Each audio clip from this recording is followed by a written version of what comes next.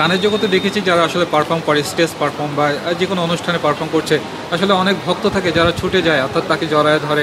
এরকম কোনো ইন্টারেস্টিং কখনো আপনার সাথে কিছু হয়েছে কিনা? হ্যাঁ, এরকম প্রায় কনসার্টে হয়। লাস্ট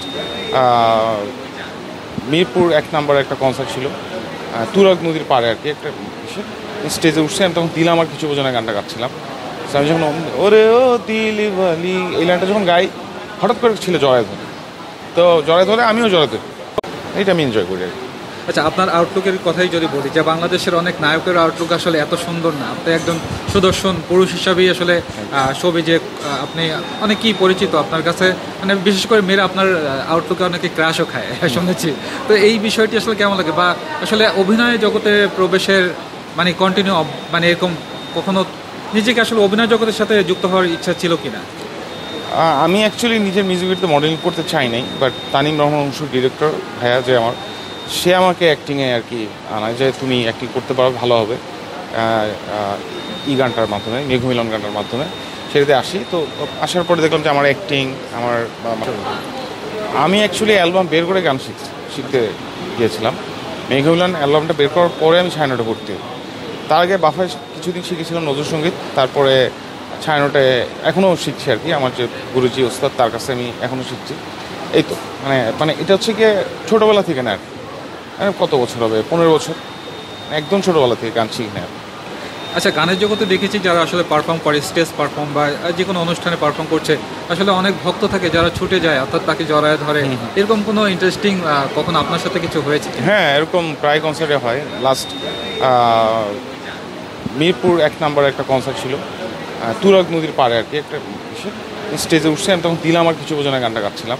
So আমি যখন ওরে ও দিলি বালি এই লাইনটা যখন গাই, হঠাৎ করে ছিল জড়ায় ধরে। তো জড়ায় ধরে আমিও জড়ায় ধরি। সো আরেকবার হচ্ছে যে রবীন্দ্র সরোবরের একটা কনসার্ট, তা আমার পা জড়ায় ধরছে। এখন তো আমি পারফর্ম করতেছি, এখন ওর পা ছাড়াবো নাকি আমি গান গাবো, দুইটার মধ্যে একটা কনফিউশন তৈরি হয়েছিল। সো এরকম ভালো লাগে, এটা একটা ভালোবাসা আমার জন্য, এটা এনজয় করি আর কি। আচ্ছা, দেশের বাইরে আপনার কোনো পছন্দের সঙ্গীত শিল্পী আছে কিনা আসলে, যার কথা আপনি সবসময় মনে করেন? হ্যাঁ, অবশ্যই অবশ্যই। এ আর রহমান, নুসরাত ফাতে Ali Khan sir, Michael Jackson আমার আইকন। আর বাংলাদেশে বলতে গেলে হচ্ছে লাকি খান স্যার, শাহ আব্দুল করিম, তারপর দেওয়ান বাউল, এরা আমার অনেক পছন্দ।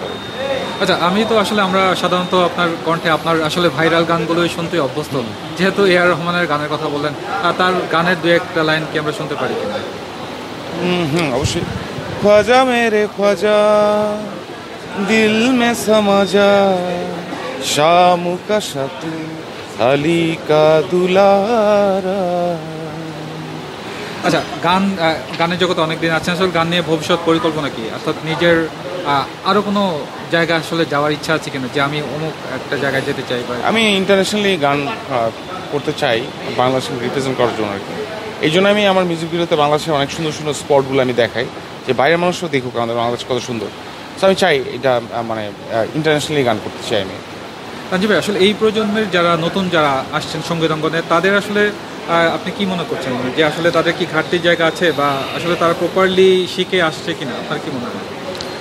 না, অনেকেই ভালো গায়, আবার অনেকে না শিখে আসার সমস্যাটা কি দেখা যায় যে গানের স্কেল, কর্ডিং, নোটস, সারগাম বা আমাদের আলাপ, যেটা আমরা ক্লাসিক্যাল ভাষায় বলি বা ওয়েস্টার্ন ভাষায় বলি, এগুলো না জানা থাকলে আর কি একটা আর্টিস্টের অনেক প্রবলেম, মানে এটা ভবিষ্যতে প্রবলেম হবে, তাদের ক্রিয়েশনটা আর বাড়বে না, ওই জায়গায় আটকে যাবে।